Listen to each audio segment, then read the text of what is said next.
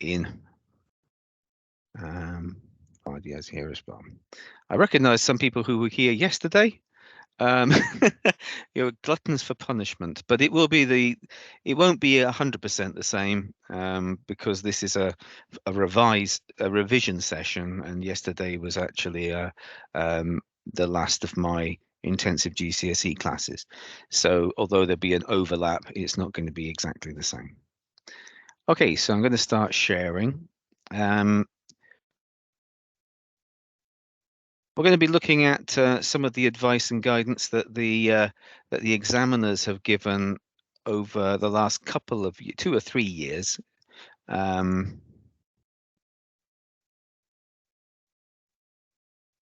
to do the wrong thing.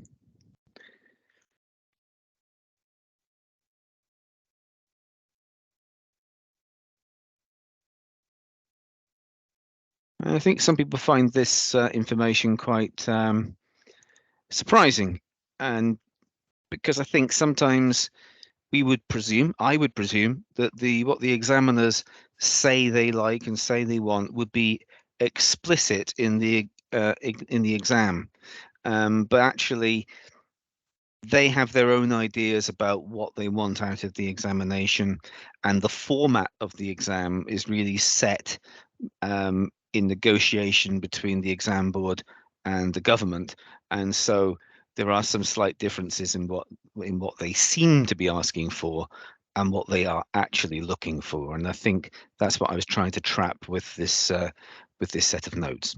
I keep updating it. We haven't had one of these meetings in the last year, but hopefully they're still useful. Okay, so as a general principle, you need to keep focused on exactly what you need to do for each question, what each question wants you to do. You need to answer and make sure you understand exactly what the questions want. You don't need to spend time elaborating, by which they mean you don't need introductions, and you don't need to wrap it up in sort of writerly fashion. You're not getting any marks on section A for spelling, punctuation, grammar, vocabulary, or the style it's written in. Just get the information that answers the question down in the quickest way you can.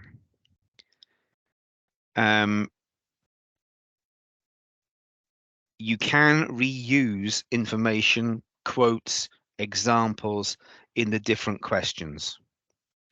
So on this paper, you might find that you want to use something that you've already said on question 2 or question 3 when it comes to the big question, question 4. And the examiners expect you to reuse examples. Why would you need to create a new one? Because on question 4, you're not getting any marks for choosing new and original quotes. If you have already used them, use them again. The questions are designed to be built upon. So the examiner's official word is, it's probably best to move forward, and the exam paper is designed to go from the beginning to the end. However,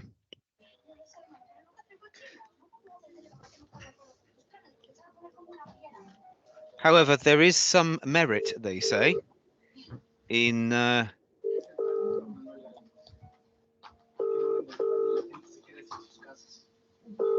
could you switch your mic off if you've got noise in the background, please? Whoever's got that telephone ringing, can you switch off your mic, please? Thank you. Yeah, there is some merit in answering question 1 first, then going to question 3, because those 2 questions only deal with one of the sources. But I'll go through that in a little bit more detail in a minute. And then, of course, a number of you will have tried out on your paper 1, starting with question 5 and then going back and doing section A.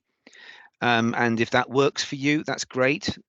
The big merit about starting with question 5 is that you get to write it down, then you know exactly how much time you've got left. If you take a long time on section A, sometimes that can squeeze out question 5. And the last thing you want to do is leave the question that's worth 40 marks when you don't have enough time to finish it. But then you shouldn't be spending a huge amount of time on question 5, because you should be trying to keep your answers brief, only 4 paragraphs, and don't go writing pages and pages and pages until they tell you to stop. That's not the way to do it. Okay, what do they say about question 1? Well, question 1 is marked by a computer. You just need to put in the marks on the you actually mark on the page where you think the right answers are. Let's have a look at question 4, question 1, sorry. Getting a bit beyond above myself and saying question 4. So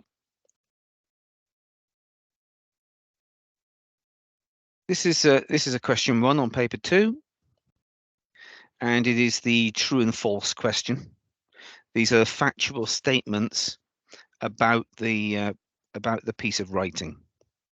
They're factual statements, therefore they can be true or false. That's the difference between a factual statement and an opinion. Opinions can be, you can agree with them or disagree with them, but they can't be true or false. They're true for you, they're not true for somebody else. That's a matter of opinion. But facts are either true or false. So each of these questions is either totally true or totally false. And you should be able to find the bit in the source where there's something like what appears in the statements A to G. There are only 4 right answers. So if you find an answer you think, I'm not sure whether this is true or not, try and see if it's false. You know, if you can find 4 false answers, you know that you also have the 4 right answers, and so on. So the only real trouble with this question is because it's marked by a computer, you have to make sure that you shade in the right answer in that sort of elliptical squashed orange shape there with your pen. If you get it wrong, then there's a whole list of bullet points here about what you should do if you want to change your mind. So you fill it in if you think it's the right answer, completely filling in that oval. But then if you think it's wrong and you want to change your mind, you put a cross through the box. And if you change your mind again, then you have to put a big circle around it to show that it's the one you want. You know, you can get into a real state about it. And if you're not sure, I'm just letting Amina in, so I'll have to share and unshare again. There we go. We're just looking at question 1 at the moment. We haven't gone very far yet. So if you can get into a mess with this, and it's one of these things that if you just don't really know what to do for the best, ask one of the invigilators. Put your hand up and get an invigilator to guide you on it. What I would do is I would actually circle the letters on this side, and until I was sure that I got my 4 answers. You can cross them out and do whatever you like on this side. Nobody minds. And so once you know which 4 you want to put in, then you put them in the boxes. And that avoids all the difficulty of having to do them and undo them and cross them out and so on. But if you do have to do that, it's fine. And if you're not sure the right thing to do, ask the examiner. Ask the invigilators. The only real rule here is that you should only choose 4. There's, if you've only finding 3, you can guess one. That's all right. Do guess one. You might get it right by accident.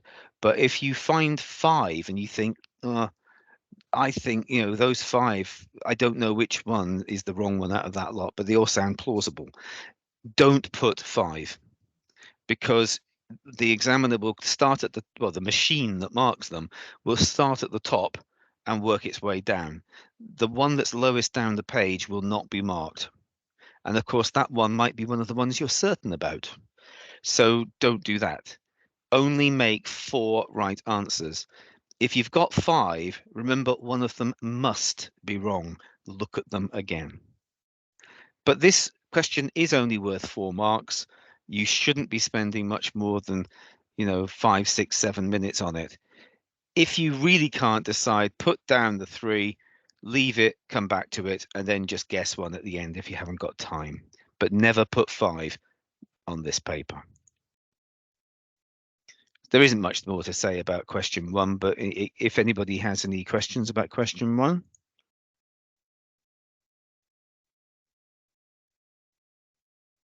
4 easy marks. No. Yeah, 4 easy marks, hopefully. Yeah. So we'll move straight on to question 2. So just to remind you, question 2 is the one which is, well, before I do that, I'll just do this thing about question 1 and question 3. It's one of these options on this paper. You'll see that it says this is from source A. So question 1 is always about one of the texts, and it's usually source A. So you only need to read. Remember, on this paper, you get 2 pieces of writing to read. And so you have to manage your time a little bit more carefully. You've got exactly the same time as you had on paper 1, but you have to actually read 2 pieces of text rather than just 1, and you've got the same time in which to do it. So one of the ways you can try and make up for that is by boxing clever with the questions that you actually answer and the order you answer them in, if that makes sense. Question 1, you only need to have read source A. And as you're reading through source A, you can be looking for these statements to see if you can see any of them as you read it through. It's only in lines 1 to 5, these questions, so it's a very small bit of the text that you're actually looking for, just a few lines. But as you look through that text, you should see these. Don't answer true if the if the information is there, but it is not in lines 1 to 5. They might try and trick you. Put it in line 15. If it's in line 15, it's not applicable as an answer. So once you've read source A for question 1, you can then move on to question 3. And question 3 is also only about one of the sources. In this case, it is also about source A. So in fact, on this paper, which is unusual, it's usually source B for this question. So on this paper, you can actually just read source A and answer question 1 and question 3 before you've even looked at source 2. And that's actually quite good because you've only read one source and you've got, you've immediately got 2 questions under your belt.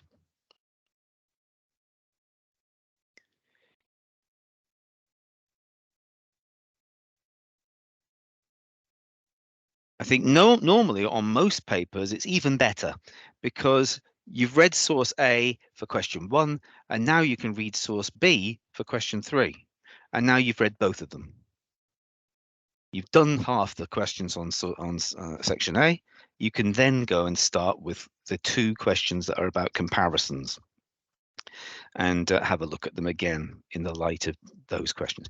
It's just an idea, and the examiner said there is some logic in doing that. It's entirely up to you what you think about whether that makes sense to you.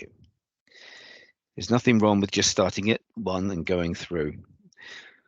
So question 2 is the first of the 2 questions that is asking you to compare the 2 source material texts. And that's unique to this paper, obviously. You've got 2 sources and they're asking you to look at both of them at the same time. Now, question 2 here is unusual because this is a real live paper that we did in November 2019. And it's the first one, I think, that we saw this happen. So it says you need to look at both sources, source A and source B. It then says both sources describe how the elephants behave. Okay. Use details from both sources to write a summary of what you understand about the similar behavior of the elephants. The similar behavior. Now, that runs contrary to all the other practice tests that we've done and all the actual exams that we had up to this point, and we have had another one since. It can say similar. It usually says different. Do not assume that it will be different. It might be similar. And I would make sure you put a circle or underline that. Make sure you find the word and make sure you know whether you are comparing the similarities or whether you're comparing the differences between whatever it says at the end of the sentence. In this case, behavior of elephants, but it will be something different on Monday. So I want to have a look at what the examiners say about this question.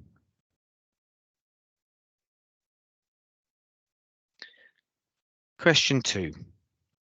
Can you all see the advice sheet? Yes, yes. Good. I'll make it a little bit bigger. There we go. Be aware this question can be about comparing differences or similarities. Make I sure cannot that. see. Right. Who can't see? Who was Me, that? Fat. Me? Fadia. Yeah, Okay. I will share again. That's odd. thanks. Yeah. Hopefully you can see it this time. No, I can't.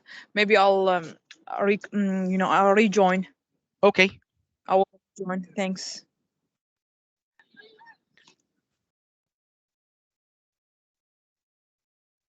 So, yeah, just what I said before.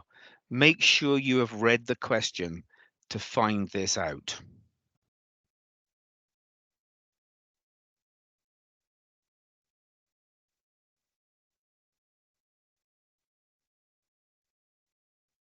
Back in Fadia, I'm just sharing with you with it now. Can you see it there? Yes, thank you. Brilliant. Okay. So for this question, you really should be looking for 3 differences or similarities between the texts. No more than that. It's quality, not quantity, that the examiners are looking for. You could probably get away with 2 if they are substantial and you have something to explain about them, and they are not really simple differences or simple similarities. We'll talk about what that means in a second. But 3 is the magic number in AQA. If you have the time and you know it comes quite easily, try and do 3. You should be emphasizing comparison. So you need to use words like both, whilst, however, in contrast, on the other hand, also,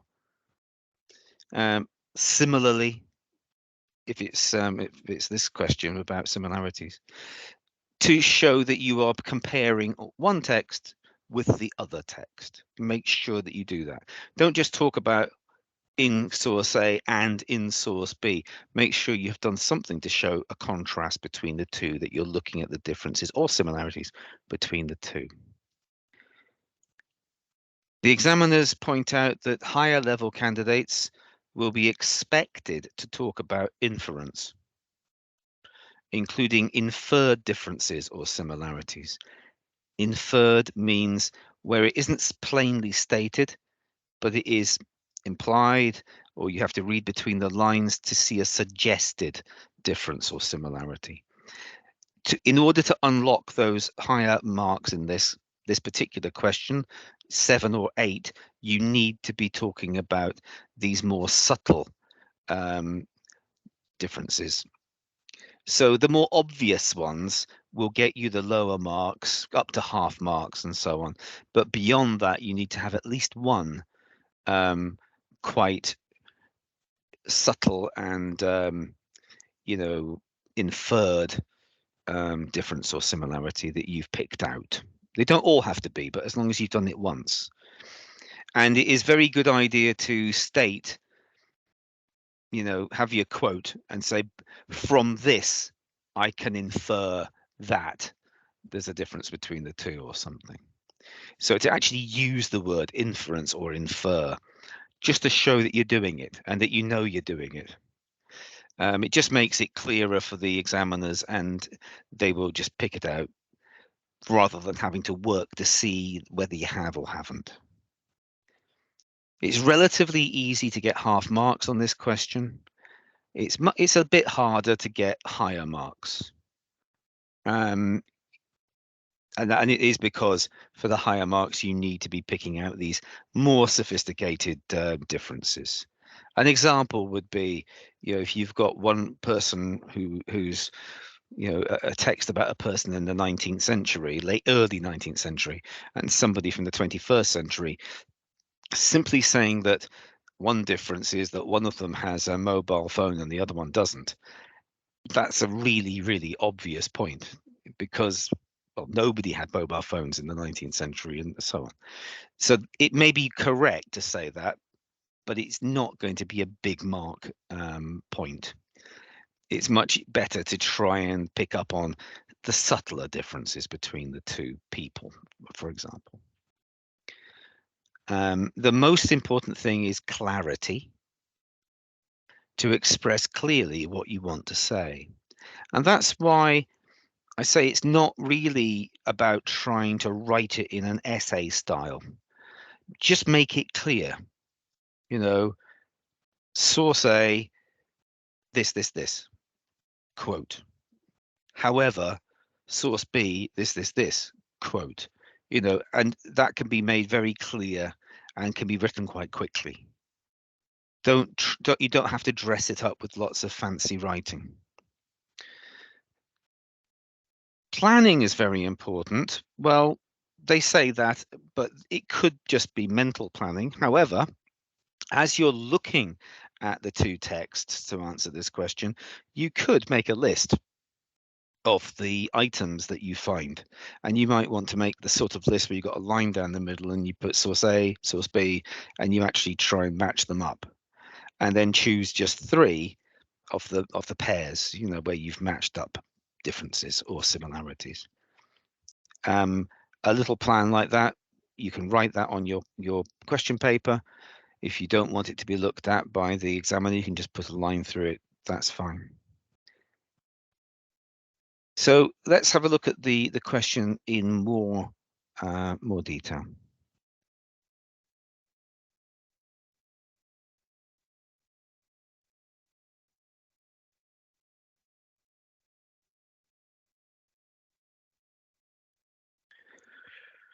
So question 2 is a matter of making simple comparison of factual differences or similarities. And as you can see, it's not just a theoretical thing. It can happen both ways.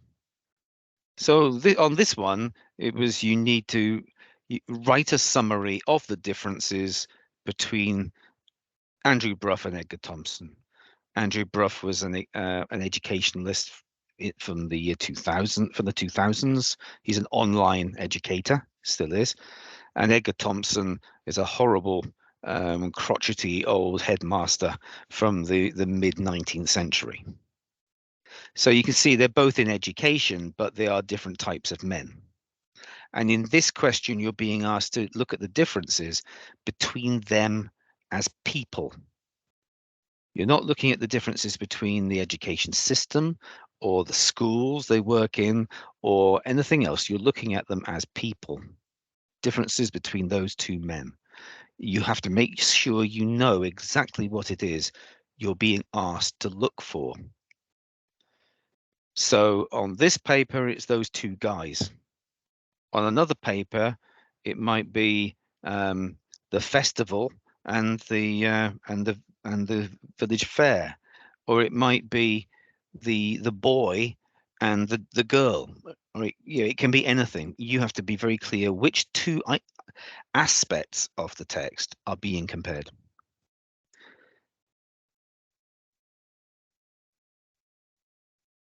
So it's writing a summary of factual differences or similarities. It's worth 8 marks, and you have to write a summary of those differences or similarities between the two. And you should spend up to around 10 minutes for it. Summary writing is really when you take things from a text and you put them into your own words. You reduce them to the basics in your own words.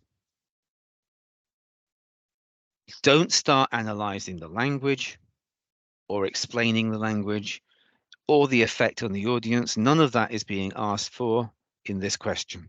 You're simply being asked to find factual differences or factual similarities between the two texts and summarizing those in your own words. You're not summarizing the whole source, you're just summarizing the differences or the similarities between them. You'll need to back up what you say with quotations, but you don't need to analyze the words in those quotations. You don't even have to explain the words in those quotations. You just choose the quotes as evidence to prove that your points come from the text. So you aren't just saying something off the top of your head. You're actually making a point based on something you've read. So you put it in your own words, but then just have a little quote to show where it came from, to link it to the text. Amina, you wanted to ask a question? Yeah, thanks, Graeme. Yeah, well, in terms of quotations, sometimes the quotes can be a bit longer. Do we Yeah. have to like write all of it, or probably do a dot and then in quotes to say instead Yeah, of writing in full, right? no, keep the quotes really, really small. You want to just choose the words that really say what you want to say. You don't have to start at the beginning of the sentence and end at the end of the sentence. Just choose the words from the middle of the sentence that say the bit you want to say, the bit you want to use. You don't even have to put the dot dots in. You only do the dot dots when you want to have a gap in the middle. So you might want to have a bit from the beginning and then finish with the bit from the end, and you put dots between them to show that there is a gap. But normally you would just use the 3 or 4 words that you want and forget about the rest of it. Yeah. If you can keep your quotes short, it saves time. It saves time.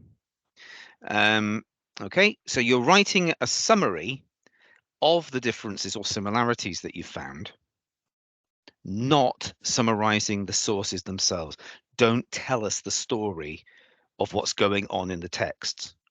Just go for the differences between the two. The classic example, horrible example, was 2 pieces of writing, one from the 20th century, one from the 19th century, early 19th century, and it was all about surfboards. Slick, expensive Californian surfboards from the 60s, and the original natives of Hawaii's traditional surfboards, made from trees that they'd hewn themselves. And the differences, but you would have thought they'd be looking at the differences. They weren't. They were looking at the similarities between the surfboards. But it was only the surfboards, nothing else, just the surfboards. So you are writing a summary of the differences or the similarities, not not the weather, not the whole what's going on. It's really important. Just keep your summaries focused on the differences or similarities.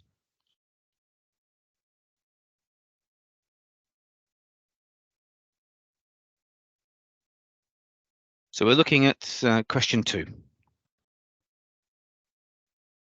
So when you are looking for the things that you are comparing, the items you're comparing from the two texts. The examiners want you to be perceptive. The top marks on this question are for perceptive answers. Perceptive means the ability to see things, to take on board other people's ideas, to get it, basically, to show how deeply you've understood. This is a test of reading, and they're wanting to see how deeply and how well you have answered the questions. So I'll just reshare again. Okay.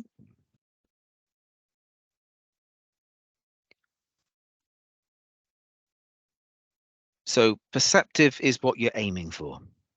That means picking up the less obvious things, the things most people might not notice, and avoiding the obvious, such as Andrew from the 21st century has a website, Edgar from the 19th century doesn't. That's pretty plain and obvious. Look for something a bit more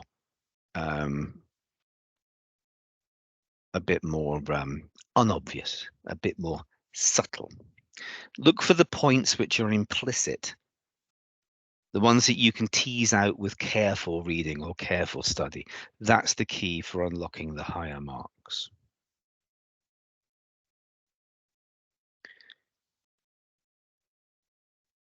So question 2 is about reading the question. It's always about reading the question and then answering the question, as I sent out last week. Is it about differences or is it about similarities? Make sure you know. And then what? About what? Differences and similarities about what? So what part of the text are they interested in? So those things will be in the question. They will be there in black and white. But believe me, under stress, it can be quite easy to write the question you think is there and isn't really. And that will be a colossal waste of time because you'll get fewer marks and you will have wasted some of your precious time on the exam. So make sure you know whether it's differences or similarities, and then what part of the text are they asking you to summarize. 3 differences or similarities is the target, but 2 if you can't manage 3. And if they're good ones, you should be able to get good marks for 2. And make those comparisons as subtle as you can. One of the ways to put down the answers is in a double P paragraph, because that's good for remembering to do the things you have to do and also for making comparisons. So your P is where you make a point, you explain your point, you evidence the point with a quote. So you say that in source A, such and such, you explain that, and then you evidence it with a little quote. And then you say, in contrast, or on the other hand, if it's differences, or similarly, or also, if it's similarities, and then you do the same with source B. And that would be one comparison if you want to do it that way. And you can do that 2 or 3 times and you've done the question.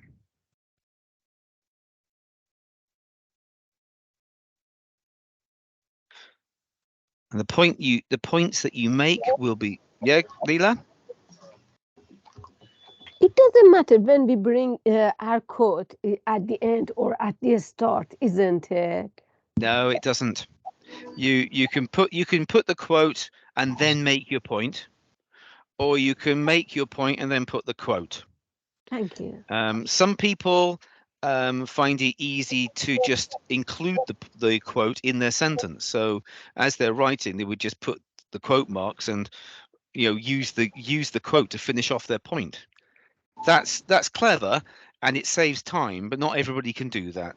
But it doesn't matter. You can put, as long as the quote is there next to the point, it doesn't matter your order. Thanks. You're welcome. So the points that you make must show differences and similarities, must be in your own words, and try and make them as subtle as you can make them. Somebody's, yeah, thank you. Okay, so we had this this particular one. I know you're not looking at the text, but you might remember it. The one about Andrew Brough and Edgar Thompson. Write about the differences between them as men who are both involved in education. And we have this sample answer. It's not necessarily the world's greatest answer. You know, I think it's a bit too long. I think it's a bit too overwritten, perhaps, but it has got some interesting things in it. So Brough believes that education should focus on the student. He believes in placing students at the center of education and changing educational practices for those who do things differently. Do things differently is a quote that just basically links to this idea of him being flexible and wanting to work to the student's needs. And that's about him and his feelings about education.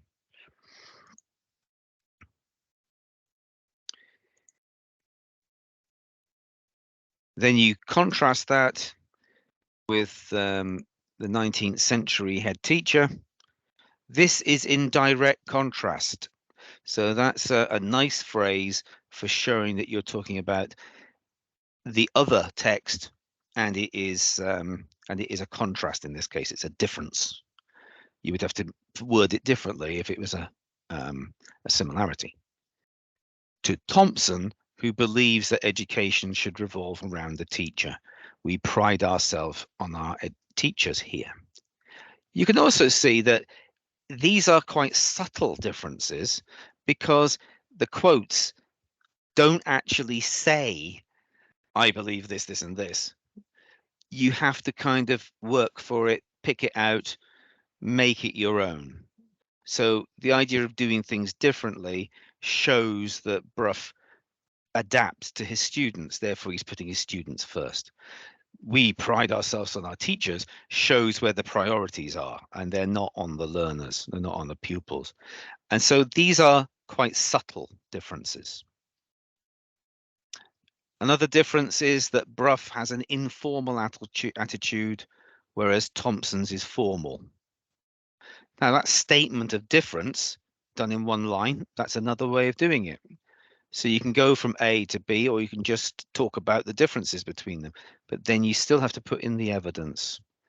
Throughout the interview, Brough laughs and beams, emphasizing his passion and sense of humor.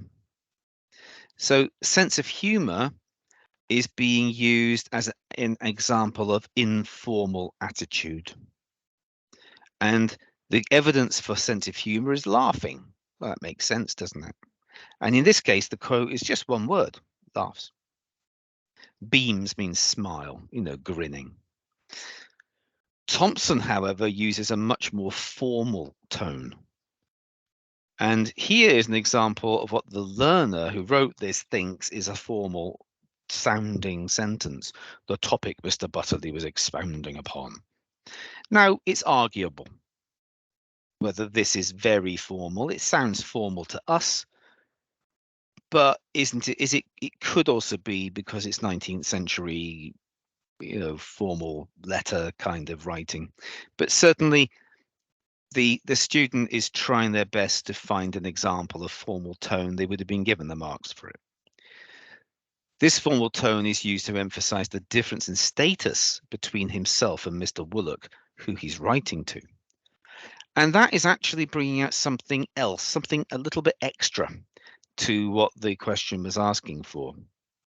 Because just that one uses formal and the other is informal is the actual difference that's been highlighted. That's sticking to the letter of the question. But here, this idea that using this formal tone is actually a way of looking down your nose at the person you're writing to, of making you sound more important than they are. The difference in status. I'm the head teacher, you are just a parent. And by pointing that out, it's actually moving it up to the higher marks again by making the explanation a little bit more subtle. In the third paragraph, the writer uses a nice touch. Both are very passionate about education. Now, this question was about differences, but nevertheless, they were both about education, and both men were very passionate about it. And that is actually where they are closest. They both care a lot about schooling and education and teaching, but they're actually miles apart in terms of their approach to that. And so it was an area of mutual interest. You could say, you could find differences which are miles apart, or you can find the ones where it's subtle, where in fact the reason that they have these points of view or feelings are because they both are quite close in terms of how involved they feel in the education system. So in this one, Brough accepts that there are some problems with the current system of education. So it's not perfect. He says the shut up and listen mode of education is the problem. And this is an example of using the quote to help you answer the question. He says the shut up and listen mode of education is the problem, but even the problem is actually a quote. So it just sort of seamlessly slips in there. You're not just talking about these words as evidence, you're also using them. It's a neat trick, but don't get upset about trying to do it. If it comes naturally, that's fine. If it doesn't, just put the quote down and talk around it. Thompson, on the other hand, believes that there is nothing wrong with his education system. He says it is a method to enrich our students. And that basically is the evidence for what it says in that first line. So that is question 2. Have we got any questions about question 2?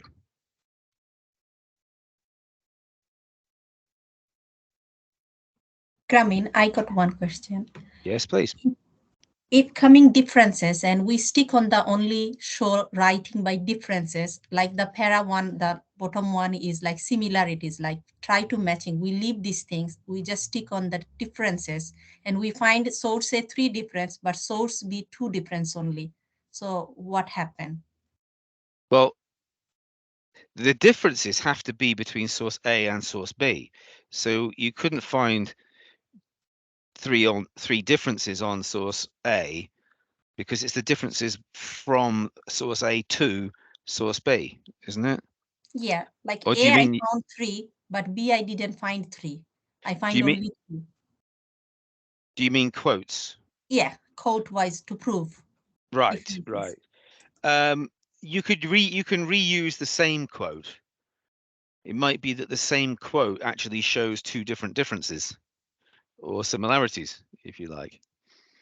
It could be that the same quote is usable again, and in that case, that's fine. I can imagine the same quote being used to show that somebody was angry about something, but also that they wanted the conversation to stop. And if the person shouts angrily, "Please stop," you can actually use that to show 2 differences, couldn't you? So the source A was very calm, source B was angry. Source A had all the time in the world, source B wanted it to stop. So you could use the same quote twice if it was applicable. Otherwise, you would have a piece of you would be making a point for which you haven't used a quote, and yeah, you could technically be marked down for that. But if you've done it twice, if you've done 3 paragraphs and it's only once that you've missed out one of the quotes, it shouldn't make much difference. Okay. Any other questions on question 2? Okay, let's go to question 3.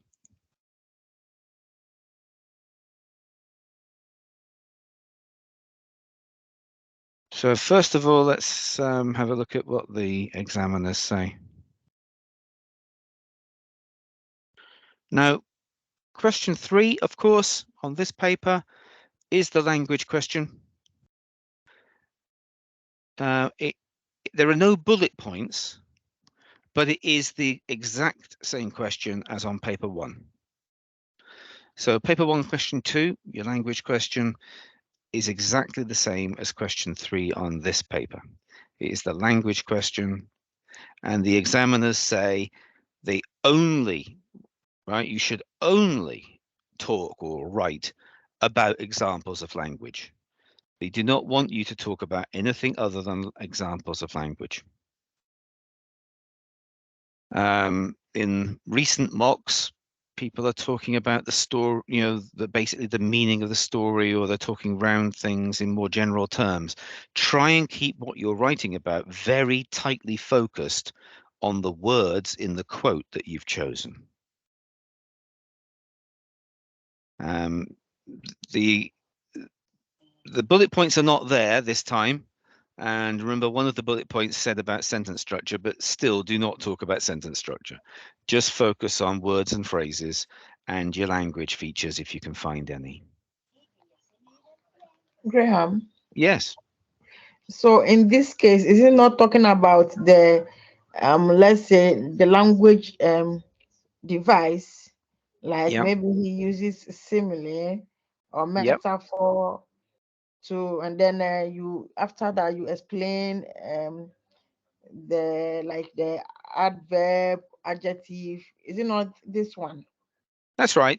You were taking a quote from the text, and you are looking at how the writer has written it in order to describe a particular aspect of the text. So So in this case, is this one, are we going to answer source A and source B or only source A? it will be on one text only. And it's usually the 19th century text, because the language is a bit more difficult. But on this one, it was the other way around. They did A again. But yeah, you're only looking at one text, and you're only looking at a small portion of the text. But we will have a look at it in a minute. Okay. Okay. So they're asking you to just focus on the language, and that can include words, phrases, language features. Lucinda, did you have a question? Lucinda? No. Okay. So once again, try and do 3 examples. Maybe 3 paragraphs based on one quote in each. This question is worth more marks than on paper 1. Paper 1 was worth 8. This one is worth 12. You don't need to talk about more quotes. Doing 4 quotes won't get you those extra marks. It's actually about going more in depth, but we'll come back to that.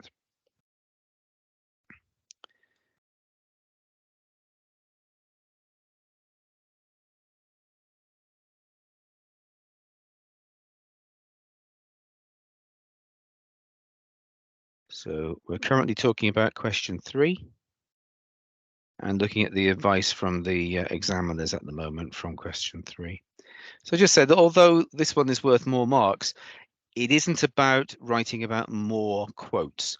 Still go for a maximum of 3.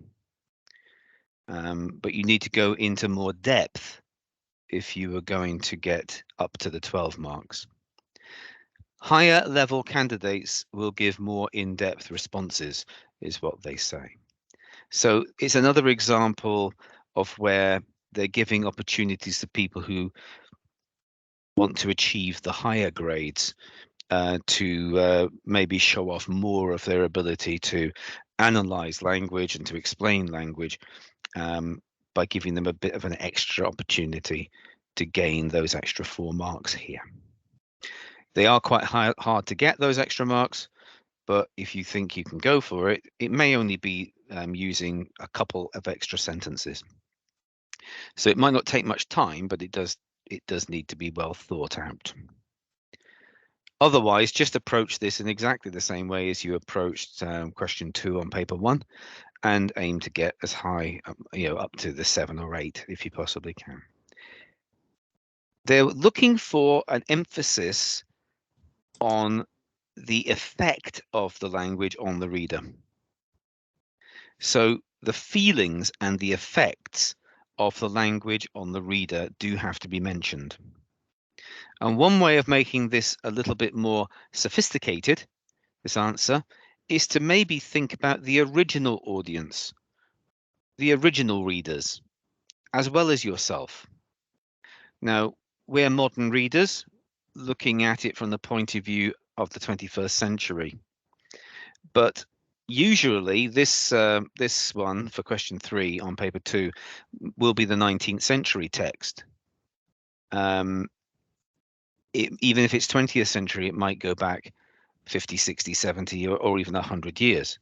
So if that's the case, the people who were the intended readers of this piece of writing are not likely to be totally like ourselves. So maybe the effects of the language and the feelings of the language that on the reader would be different in the original audience case. And if you can make that point, I think the original readers would have thought this or felt that, or the effect on the original reader would have been. It shows a kind of a historical feeling. It makes clear to the examiner that you're thinking about the writer's the effect the writer wanted to put across to his or her audience, his or her readers back then. You might then contrast with that, well, how it makes me feel. An example of this might have been when some of you looked at the piece of reading about the Aberfan disaster, where the coal tip slid down the hill and buried the children in that school. Now, that piece of writing came out a couple of years after the original disaster. It would have still been quite raw for a lot of people. We're looking at it as a piece of history 50, 60 years ago. If it was like something out of the news, it was something, a great number of British children died in this disaster, and you heard about it on the news or saw it in the newspapers, the effect on you might have been much more powerful than it is 60 years later, where it's just a kind of an exercise in reading. Whereas for the people then, it might have been emotional. It might have been very hard to read. It would have been bringing forth very strong reactions. And if you can make that point, that would be an example of sophistication. So keep that in mind. You only need to use subject terms if relevant and you understand them. That is, those $10 words like onomatopoeia and, metaphor and oxymoron, all those things. Only use subject terms if they are relevant, that is, they're correct, and you understand them. You don't get any marks for just using those words. And the examiners don't like to see lists of them. They say, do not overuse these technical terms. Use the technical term by all means. There's maybe a mark or 2 in the whole paper for that. But the most important thing is you understand what it means. So never use the term onomatopoeia, for example, without somewhere mentioning that the word mimics the sound that the reader would be able to hear if they were actually there. Or it makes us hear the sounds of water or whatever it's doing. You have to make it quite explicit what it means. It's never enough simply to use the term. You can just analyze single words. You can just say that the verb or the adverb or the adjective that's used here means this. It makes me feel that, and so on. That's enough to get top marks just talking about individual words without even mentioning language features. Was that a question? Sorry, did I miss a question from somebody? Yeah, I just had a question. You know the juxtaposition, so what effect does that have on the reader? It depends. Well, I know it's a bit of a a vague answer, but it depends on what the juxtaposition is. So juxtaposition, everybody, of course, is where you put two ideas or two words together, or which cause an effect. They make having those two ideas together may cause surprise. It may cause humor. May make the audience, make the reader want to laugh. It can cause horror. So it's the idea of putting two ideas next to each other to produce an effect, but the effect is not specified generally. It depends on what the effect is, and you have to be open to it and say what you think it is. Okay, so juxtaposition, the effect of juxtaposition is to cause some effect. What the effect is will depend on what the words are. So for example, if you put the word, and I apologize in advance for this, it's the only one I could think of. If you put the word baby and then use the term razor blade, yeah, juxtaposing the term razor blade and baby is at the very least a little uncomfortable. It could actually be quite distressing, couldn't it? The last thing I want to think about is the soft, delicate skin of a baby and then the sharp, dangerous razor blade. Wow. Okay. Yeah. Imagine. Yeah. It'd be horrible, wouldn't it? You don't want to think about that. Now, that can cause shock. It can cause horror. It can cause a feeling of wanting to save the baby or whatever. But then on the other hand, if I talk about, if I put the word banana and the word, car, he had a banana car, or there was a banana car in the driveway. Well, that's a really strange and kind of comic image. But that's just stupid. What are you talking about? And it may make the audience, the reader laugh or smile. There are different extremes with juxtaposition. So if juxtaposition was something you wanted to talk about, you would have to supply the answer. What is the effect? What do you think the effect is? Okay. Is it the same as using the word connotations? Yes, connotation is a useful word, and I'm about to look at that. Okay. Okay. Okay. So we'll come out of that one and have a look at question 3 in a little bit more detail.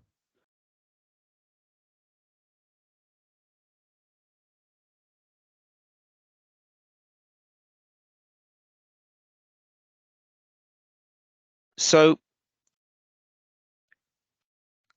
question 3, talking about words, talking about language is about connotation, as you just said. Connotation is just a fancy way of saying the sort of the connections that you can make with language. All words, all language has meanings, and all meanings link to other ideas and meanings in our heads. As soon as you start to say a couple of words, then more meanings will become apparent based on the associations that anybody with a brain actually produces automatically, which is why psychologists use word association as a way of checking out what your mood is and how you are feeling about life, by just giving you a word and saying, just give me the first word that comes into your mind when you hear this word. And some people will come up with associations which sound fairly happy, and others might go down a route where they show a particular type of obsession or maybe a very depressed worldview. and so on. In literary criticism, which is partly what we're doing on this question, you're looking at the way the writers have used words and then trying to work out why they use those particular words. And part of the explanation might be because readers will make connections, they will make connotations with other words and other ideas. So the example I talked about was this one from 1984. It's the first line of 1984.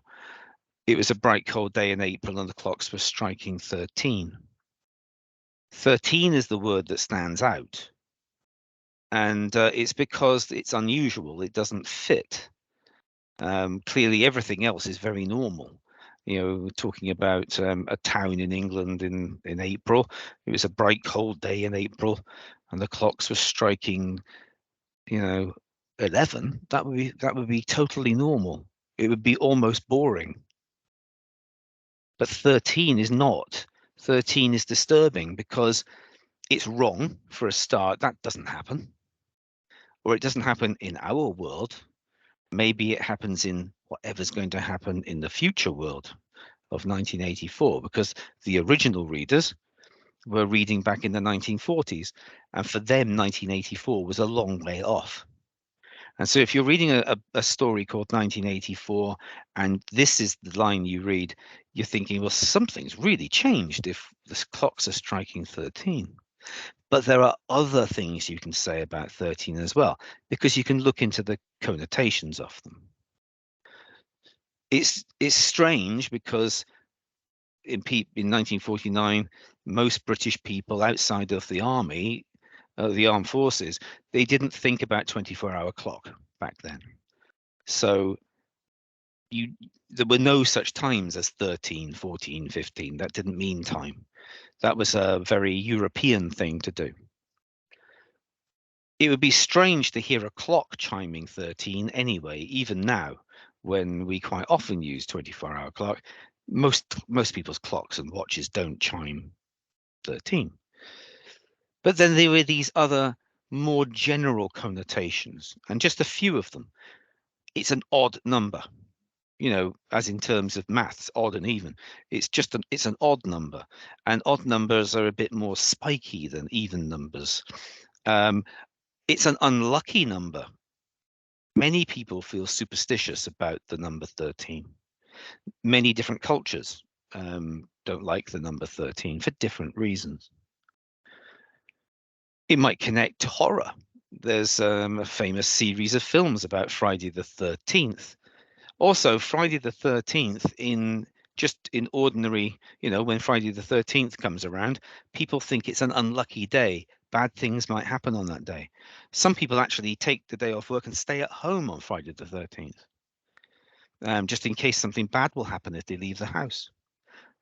But they don't know, they don't realize that most accidents happen in the home. So maybe you should go out. And just going back to the Bible, there is a connection with the Last Supper. Jesus and his 12 disciples, that makes 13. And the 13th man at that dinner was Judas Iscariot, who was going to betray Jesus. And betrayal is actually one of the themes of the story of 1984. So maybe by using 13, Orwell was trying to trigger a feeling, or maybe just a subconscious connection with the idea of betrayal and letting people down. Now, you could argue that was simply, he just used 13. He didn't even think about it. Well, sure. But he could have used 14. He could use 15. It would have still been surprising, but it wouldn't have had any of those connotations about unlucky and so on, because only 13 has that kind of feeling around it. So mostly you can assume that a writer has chosen their words quite carefully. And nevertheless, it might be true that, it's just a random thing. But for us doing these exam questions, you can actually say, I think George Orwell was using that word because he wanted to trigger connotations in the mind of the readers, and so on and so forth.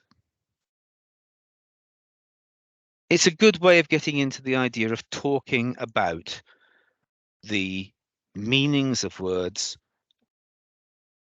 the meanings which are not obvious, which are not on the surface, may not even be in the dictionary. They're meanings because they connect to other things. They link to other words. And those connections can be to ideas, to images, to beliefs. They're different from culture to culture. They're different from age to age. Young people have different connections to some words than older people. People in different countries have different connections to other countries, and so on. It can also be very personal. The connection that you have with an idea or with a word or two when it comes up on the page may be deeply personal and may not have been intended by the writer and may not be shared by other people. But nevertheless, it's what you think, it's what you connect to. It's one of the reasons why all writing, particularly creative writing like poetry or story writing, is actually a collaboration between the writer and the reader, because the meanings that are created are only partially created by the writer on the page. They are completed by the reader inside the reader's mind. And the writer actually doesn't have any control over that. All they can do is point you in the direction because they put the words down. But the meanings that you give to those words are personal and sometimes can be unexpected. And it's certainly the case that what the reader might have expected you to connect with back in, maybe the 1930s or the 1860s might be very different to what readers today would connect with, because our meanings have changed.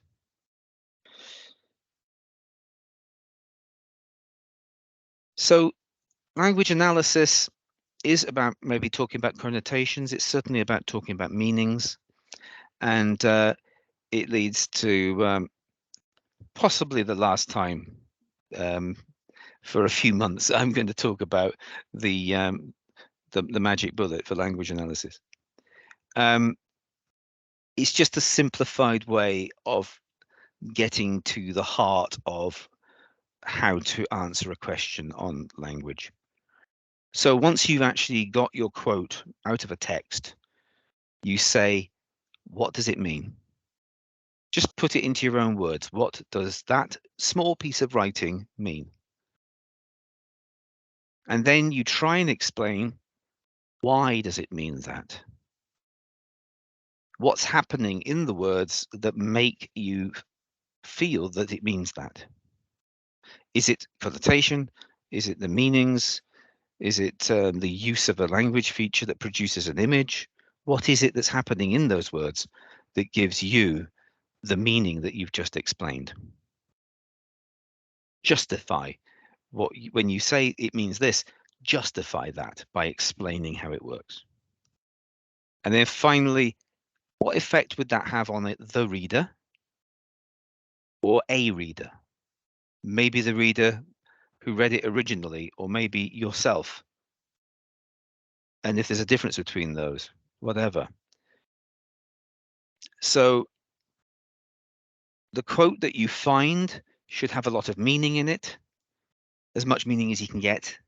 So it should have a lot to squeeze out of it. So I say should be juicy. You can squeeze the juice out of it. If it has a language feature in it, in the quote, that's good, because you can talk about the language feature.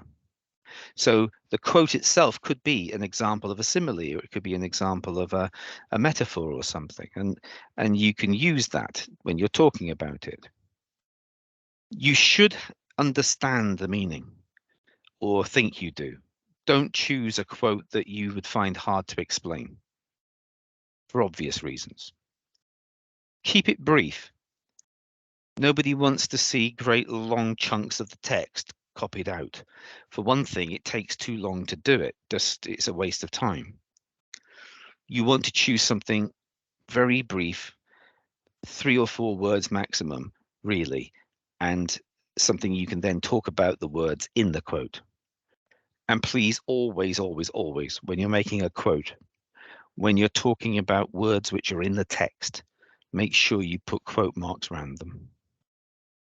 If you don't put quote marks, inverted commas, whatever you want to call them, if you don't put them around the words which come from the text, then the examiner doesn't know that you have made a quote.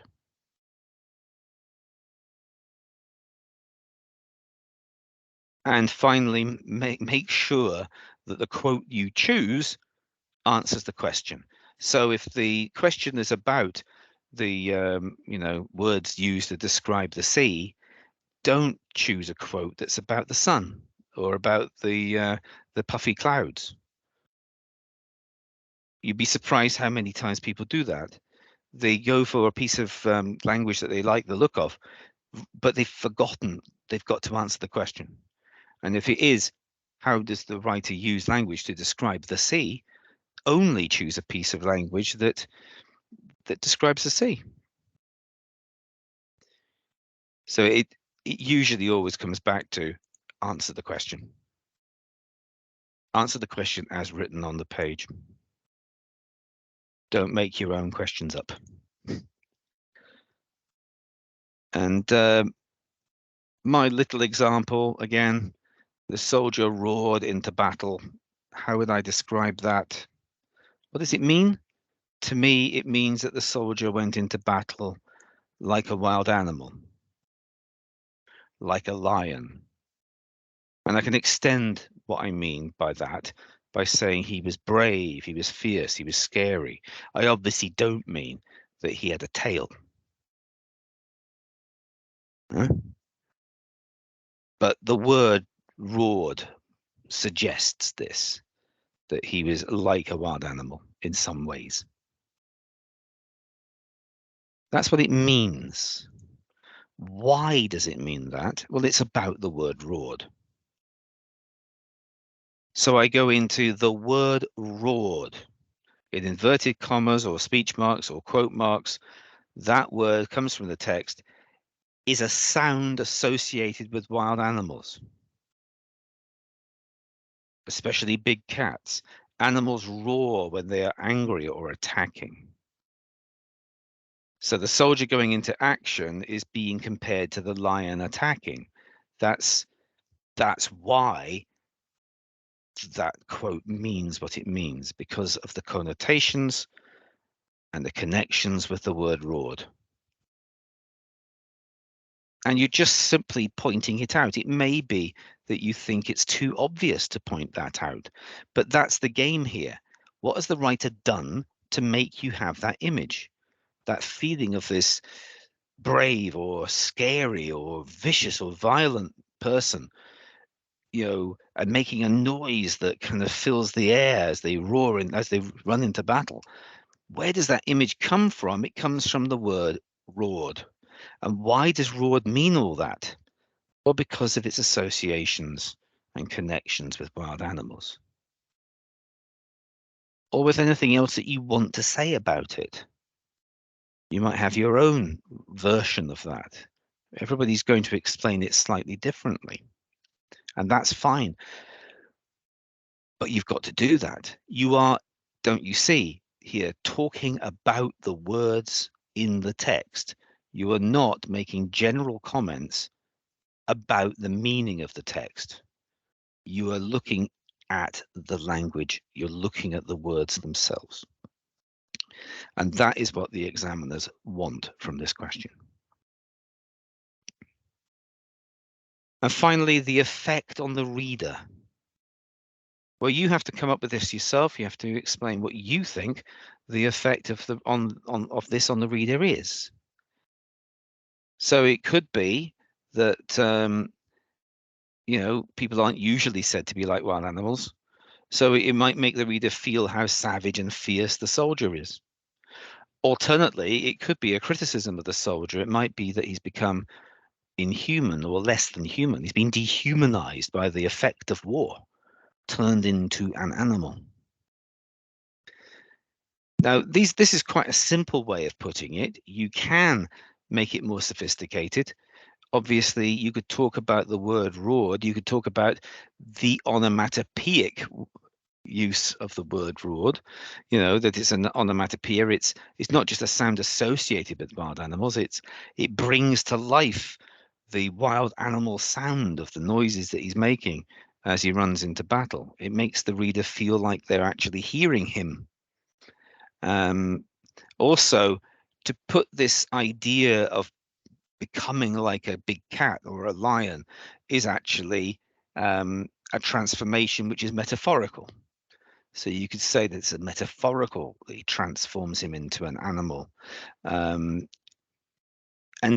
all that is extra sophistication in your analysis. But the simple answer of how it works is simply about the meanings of the word roared.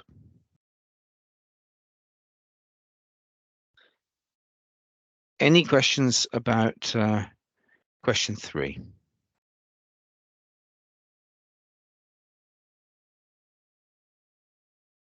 Or anything anybody wants to say about question 3 at this moment?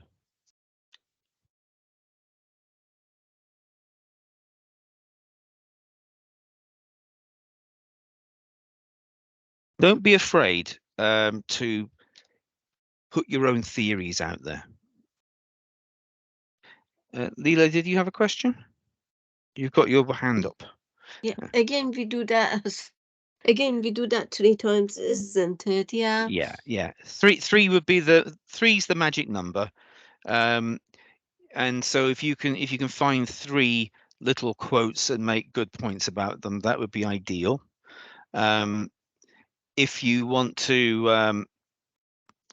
I mean, as long as you hit a particular point of sophistication with it once during your answer, that will peg the marks up there. So technically speaking, 1 or 2, as long as they're absolutely brilliant examples, would be enough. But 3 gives you more opportunity. Yeah. Now, but there's more to this one because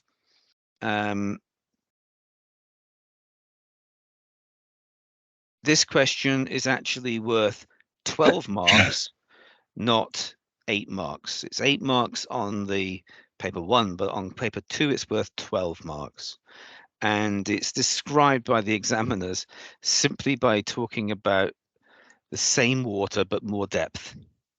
So as you can see from the illustration, it looks like we're on the same level here, but obviously this lady is standing in deeper water than a little girl. You need to go a little bit deeper with your explanation. Not all the way through, maybe just with one of the examples. If you could just add maybe an extra sentence or 2, just to go in a little bit deeper with what you think the writer was trying to achieve and how. But still, it's very much focused on the words which are there. Pushing out your theory, and as I was saying, you should not be shy or nervous about putting out a theory about what you think the writer was doing by using those particular words, or the image they were trying to create with that particular use of words. We had the example about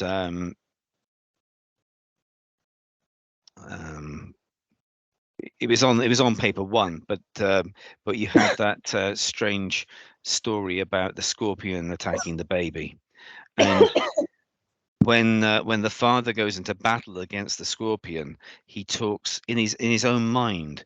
He's hearing the song of the enemy, and it's drowning out the song of the family. And that is really, I imagine, the way that the writer was trying to explain the way that the brain changes mode from every day kind of looking after your family to going into action, when the family is endangered and you've got to actually become the protector, the soldier, the attacker. But it was a very sophisticated and quite mysterious set of imagery that the writer was using there. And so that would have given you a lot more depth if you could have tried to explain that fully it would have taken a little while, but that would have been an example of something that had a lot of opportunity to go deeper. It's actually quite hard sometimes on the factual texts on paper 2 to go that deep, because the writing can sometimes be a little bit matter of fact. But there will be something on the question that they've chosen that would give you the opportunity to extend your analysis. So even if you think you're going a little bit too far and maybe pushing it a bit, don't worry. The marks are for attempting a wider and deeper analysis. Not necessarily about being successful. They're about trying to do it. Okay. So but the basic is find your quote, you say what it means in your own words, you then explain why it means that. That is, how does that quote work to produce that meaning? And then a note about how you think it would affect the reader to do your language analysis. Graham, I had a question because you know how you're talking about you have to go into more depth. Now you found your quote. What if you don't know, you've wrote about what it means, but then you don't know what to write after that?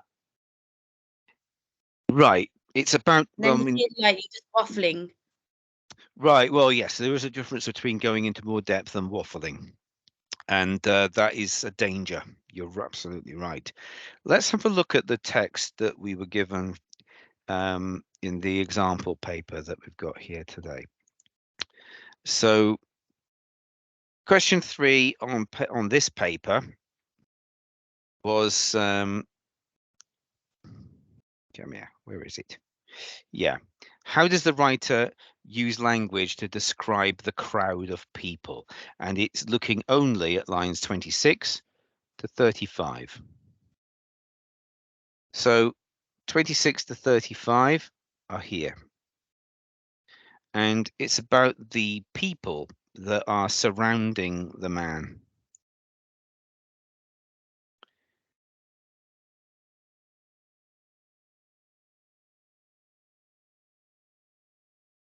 No, different. I was wondering why that wasn't working. It was it's source A, not source B. So yeah, here we go. But at that moment, I glanced around at the crowd that had followed me. It was an immense crowd, 2,000 at least, and growing every minute. I looked at the sea of faces above the garish clothes, faces all happy and excited over this bit of fun, all certain that the elephant was going to be shot. So I think one of the best pieces of language in the bit we've just read is sea of faces. And that tiny little 3-word quote actually has quite a lot that you can say about it. So that when the writer uses sea of faces to describe the crowd, there's a kind of I suppose the image that's being created, the metaphor that's being used here is of water, and the way that you can get lost and start to sink in water. That if water's surrounding you and you either swim or you sink for a start, you might feel that you could be washed away. There's all sorts of different connotations with sea. The faces of the people around you have turned into a sea. It's like the people have dissolved into one fluid mass. How can faces be a sea? It's both at once you think of, being in the water and hundreds of people around you, all swimming, and you can just see their faces, or have the faces themselves become the water and they are sort of shimmering around. It's a very disorientating, disturbing image. It perhaps shows the panic of the narrator, that this is like a nightmare image, because that's the only time that faces can really start to swim about in that way, like water. You could see that actually you can get lots and lots of different ideas just from those three little words. It's not saying just one thing about it. It's maybe trying to sum up what the writer is trying to say or give to the reader through that particular image, or actually set of images. It's not a single image that stays steady. There's lots of different things that it could be all at once. And the effect on the reader might be to make the reader feel as claustrophobic, unsettled, disturbed as the narrator is at that point.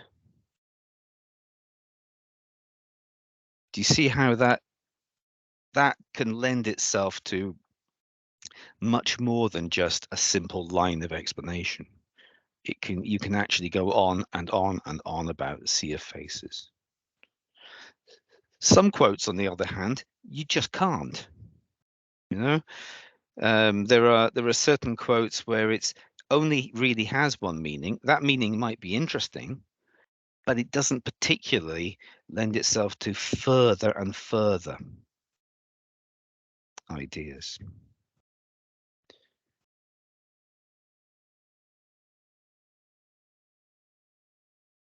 Okay. Another good one from this section was about I was only a puppet, pushed to and fro by the will of those faces behind. So the idea of faces comes back again. The fact that he's talking about the people only as faces, they seem to be disembodied faces just floating around him, and they are actually exerting will upon him, that he's being used as a puppet. Now, the fact that he has become a puppet, which would be your quote, what does that imply about the crowd if he himself has become a puppet? And it's this idea of what is the narrator actually saying about himself in terms of what the crowd are doing to him, that they are controlling him, that they are pushing him around, that he has no power against them, that they have become a powerful force. They have moved from being some sort of strange metaphorical presence to being actually quite sinister, to being quite dangerous. Yeah, I will look at I'm seeing chat messages coming up. I'll have a look at those in a second. Does that help? I don't know. It depends on the quotes you choose. If you choose a quote which is quite straightforward, then there's less to say about it. If you're open to the different meanings and different possibilities of a text, of a particular quote from the text, then you can say more. And I think the extra can be framed as you trying to say what you think the writer is doing. I think the writer is trying to say this or trying to do that, which is theoretical, and it might just be your theory. Doesn't come from anybody else, but that's fine. I think that is the sort of thing they're looking for to make your answer more, what would you call it, sophisticated. Yeah. Okay. Thank you. You're welcome.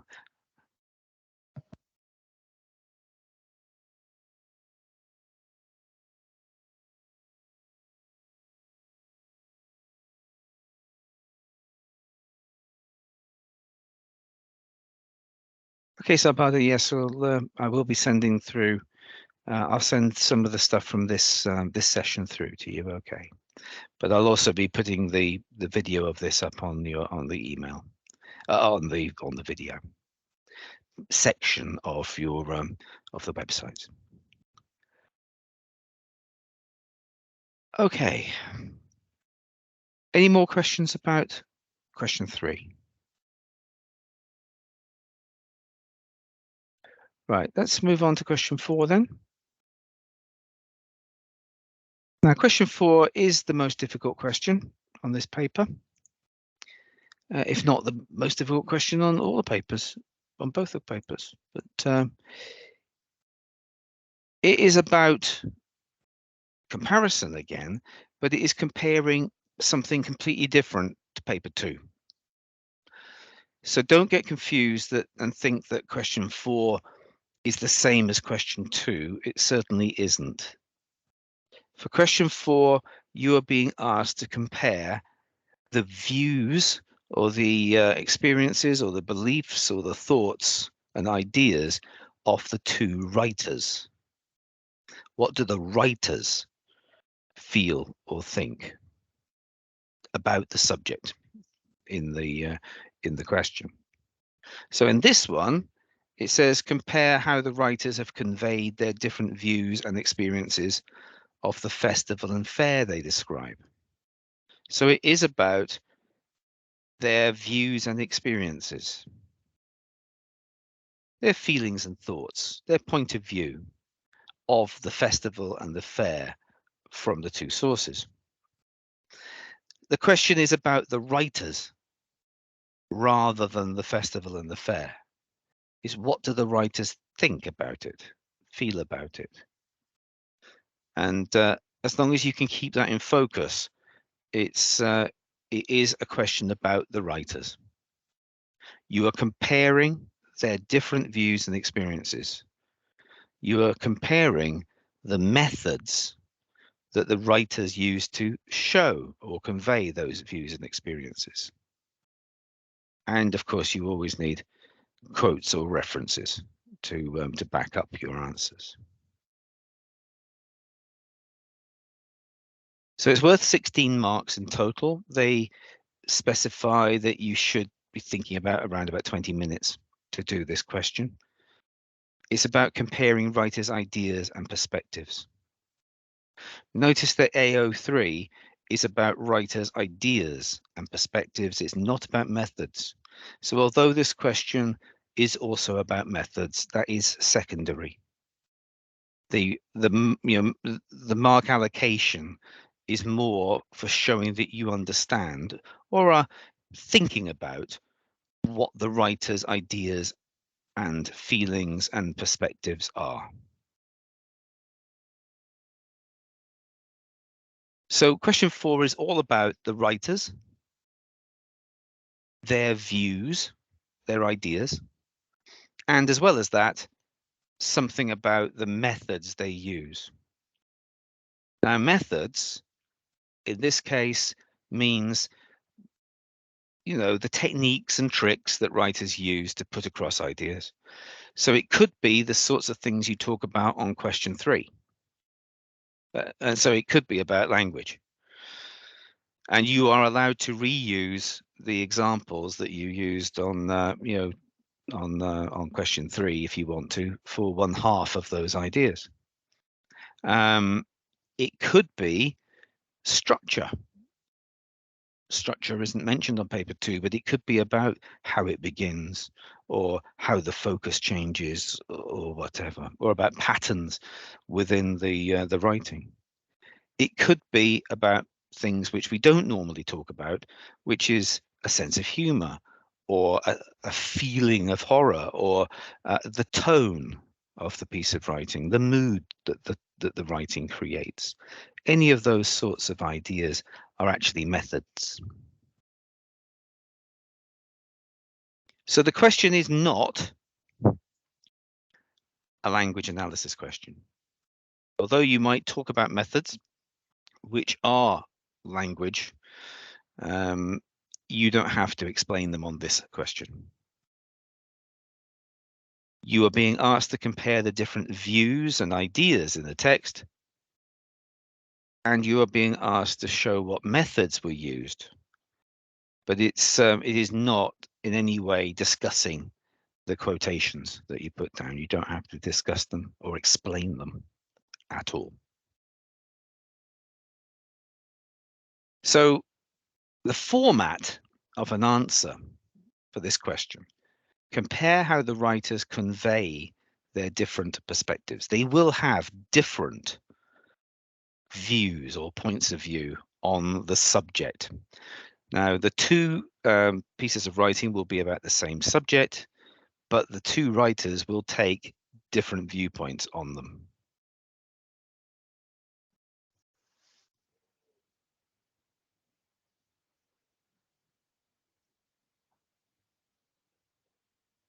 Just going back into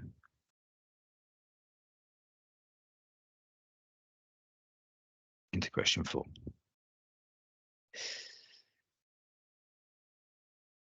So you need to think about the attitudes or the feelings or perspectives of the two different writers, and you're going to compare them. You're going to say, you know, the writer of source A is very angry about the subject of fox hunting, whereas the writer of source B thinks that fox hunting is part of traditional countryside culture and should be allowed to take place. Those are two very different attitudes, but they are about the same subject. You then need to compare the methods that are used to show those attitudes. How does the writer present them? They might use similes and metaphors. They might use positive language. They might use emotive language and so on. Back up your ideas with quotations from the text. That is, you need to show where the evidence comes from in your text. But you don't need to analyze or explain the quotations themselves. The question uses the word convey, and that means to demonstrate or to show. So in this context, it's really talking about methods of showing. So what are the methods of showing of the writer's feelings? So it's the writer's techniques. So what techniques does the writer use to show what their feelings are about the subject? You need to give examples of language and/or structure techniques used to show the ideas and attitudes of the two writers. I think one of the reasons that this is a hard question is because you're being asked to do two things at the same time. One is compare the writers' points of view, and the other is talk about the methods that the writers use to show their points of view. So it's like you need to maybe bring those two ideas together and try and find a formula for making sure you put both of those things. But if you were going to do more about one than the other, make sure it's about the points of view of the writers, because that's the main thrust of the question. They might use any number of different words in the question. So sometimes they'll just talk about points of view or the writer's feelings or perspectives, but it could be any of these, angle, attitude, frame of reference, approach, vantage point, ways of looking, interpretation, and so on, but it all means the same thing. What do the writers think or feel about the particular subject? What's their point of view? So question 4 is about obviously reading the question. What subject is being referred to? Make sure that it's their point of view on what, so that will be quite specific in the question. Identify different perspectives of the writers on this subject. So let's say it's about fox hunting and the two pieces of writing are taking different points of view. One writer wants to ban fox hunting and thinks it's horrible and immoral and cruel. Well, horrible, immoral, and cruel are three different perspectives. They're related, they are similar feelings, but they are slightly different. So that would give you 3 paragraphs, wouldn't it, talking about the difference. So in each of your paragraphs, you could be talking about a slightly different aspect. For writer A, writer A thinks that fox hunting is horrible, and you might find an example of a method he uses to show how horrible fox hunting is. And then in your second paragraph, you'd say the writer of source A thinks that fox hunting is immoral. Now, immorality is something different to horrible. There are lots of things I can think of, things which are horrible, but they're not immoral. And so you're basically trying to pick up on the different attitudes that the writer might have, or just the slightly different aspects of their point of view. Because if you want to try and do 3 paragraphs on this question, you have to try and make sure that you vary it. You can't just say the writer of source A hates fox hunting and not vary it and just say that in each of your 3 paragraphs. Try and find the different aspects of hating, make it a bit more subtle.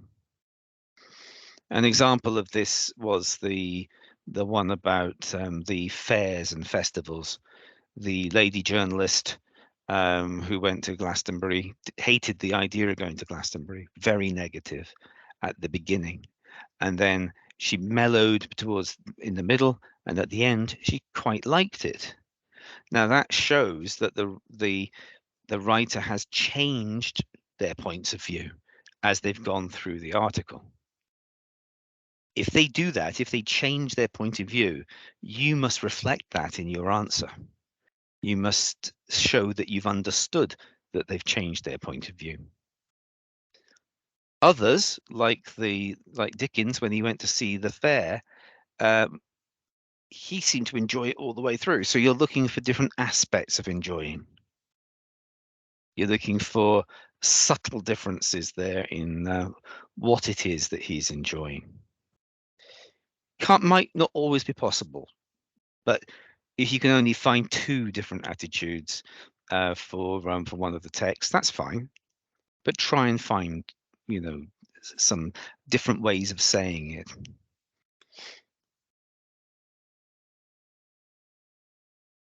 So try and find 3 for each writer.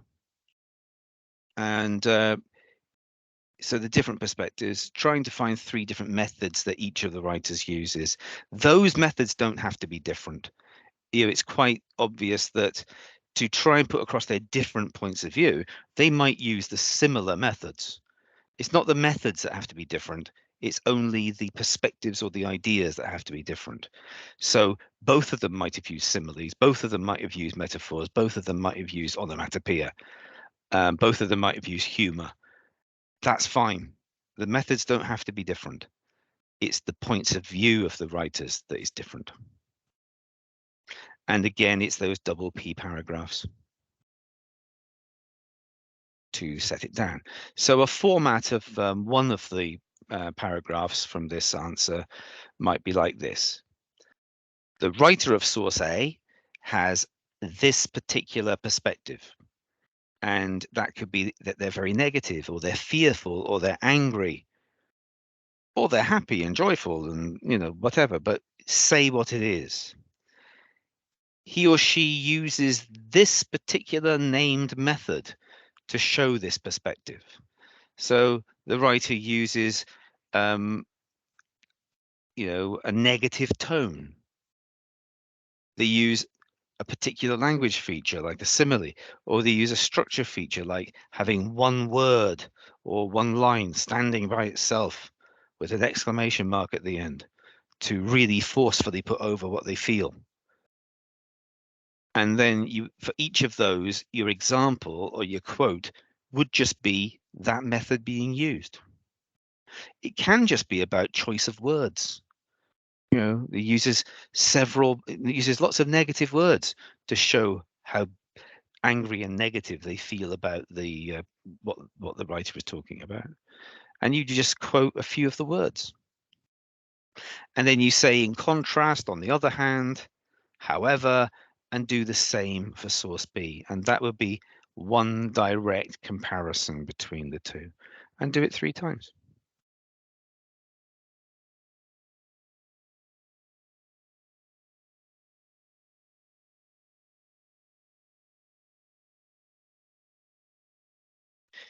So just to look at a very quick example,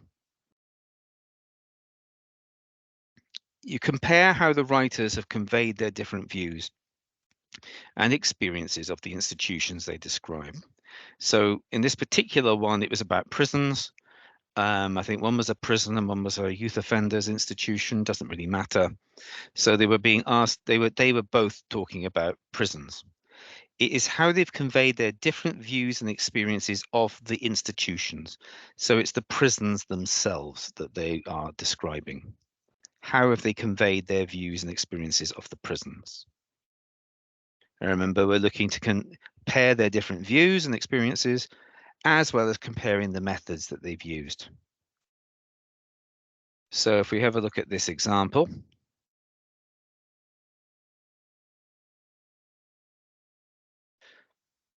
in source A, the writer focuses on the sound of the prison and how this changes over the course of the text. The use of the simile, humming like a hive, makes us see the prisoners as a swarm of insects working busily. Also, the verb humming suggests rhythmic sound, which almost matches the rhythm of their labours. This implies that Mayhew sees this place as functional and purposeful. It is almost as if he recognises the positives of imprisonment. So that first part of the paragraph is really working out what the writer thinks and feels about prisons. And the methods are similes and verbs. It's also about sounds, and they do mention the word sound, so you could say that's kind of implying that they're mentioning onomatopoeia here. The word humming is obviously onomatopoeic, and they're talking about the rhythmic sound. So sounds, verbs, similes are being used as examples of methods being used to show what they think and feel about prisons. What do they think? They think that prisons are functional and purposeful, positive. Prisons can work in order to do positive things. Now, the writer, Mayhew, obviously thinks that it's positive that the writers are working busily together as a single unit, like the bees in the hive, and that their rhythmic work actually is a bit like a factory, and it implies that they're all being kept busy, and that is probably enough from the point of view of a writer like this Mayhew to suggest that prisons are a good thing. That is a matter of opinion, and it's the writer's matter of opinion. You don't have to agree with it, you only have to talk about it.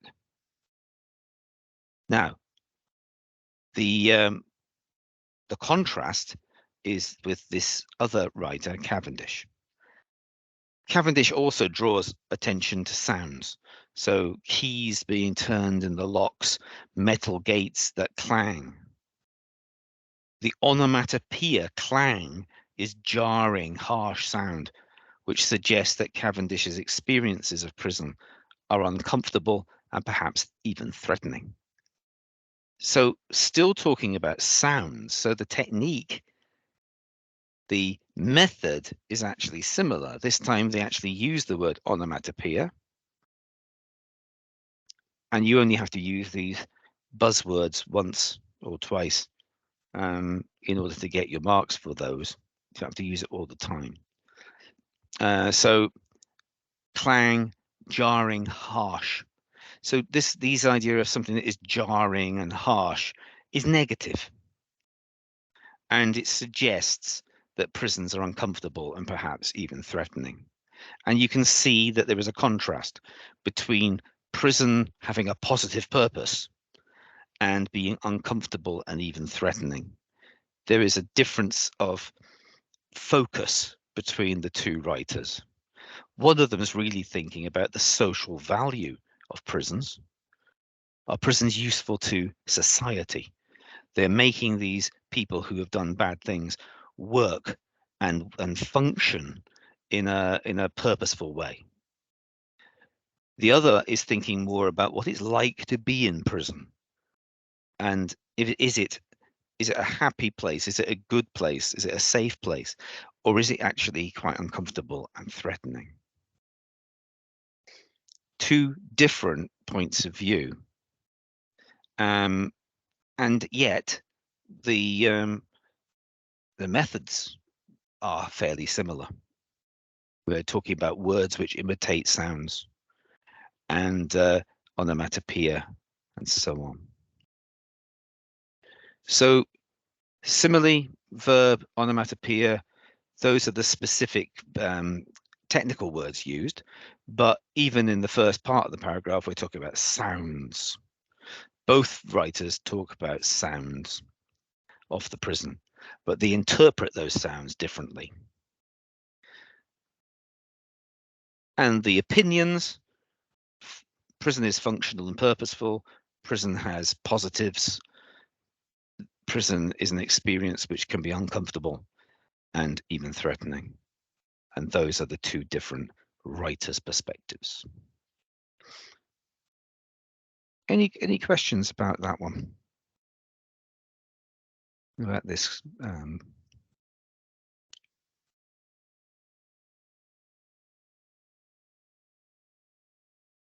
question?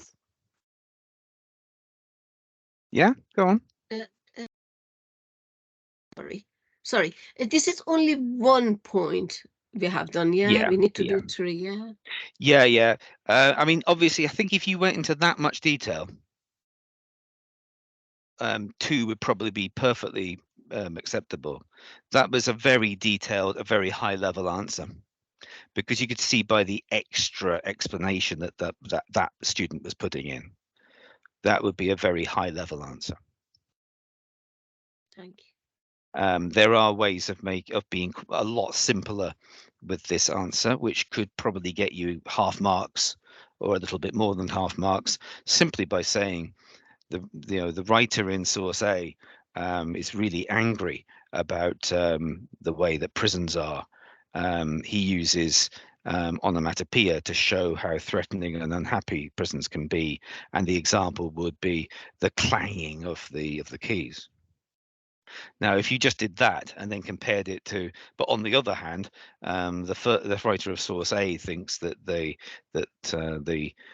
prisoners are made to do useful work and are learning skills that will help them in industry when they come out.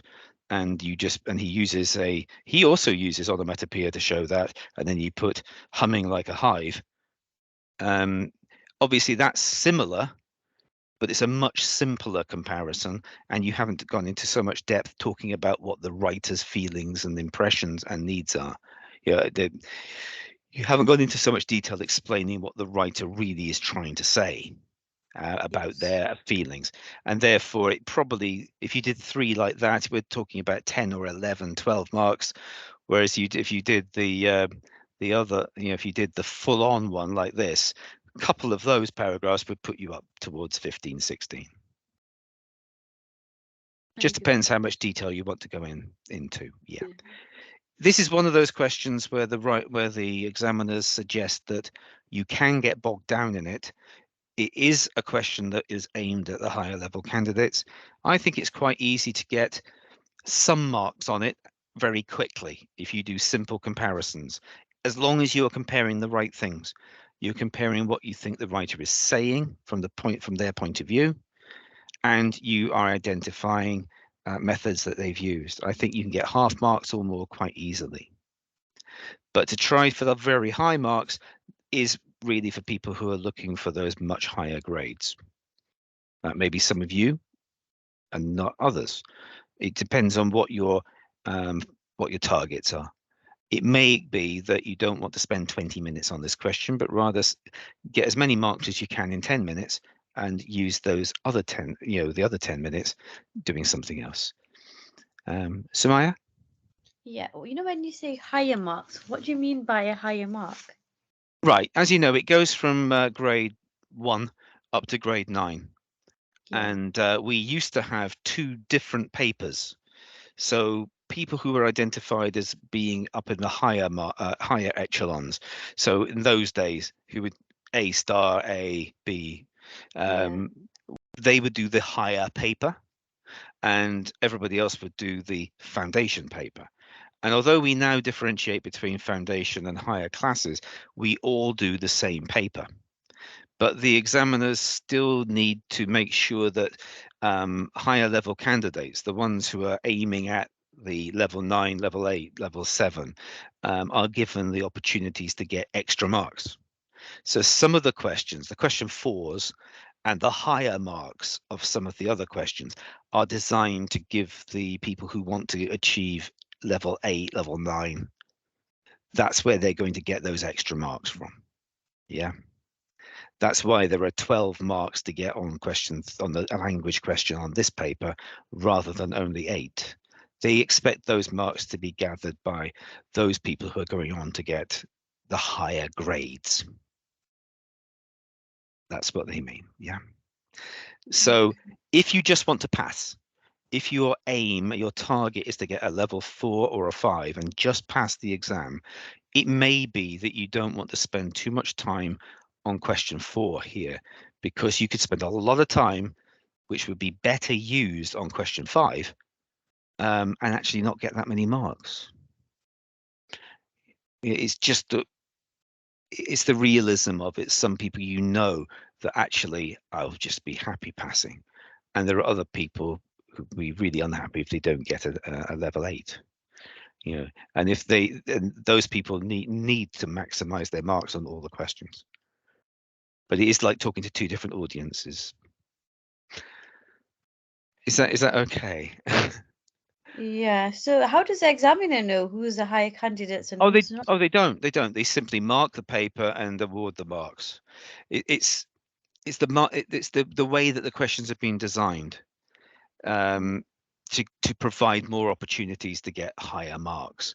They know that level 4 people, grade 4 people, won't do very well on questions on those more sophisticated parts of the questions. Right. Okay.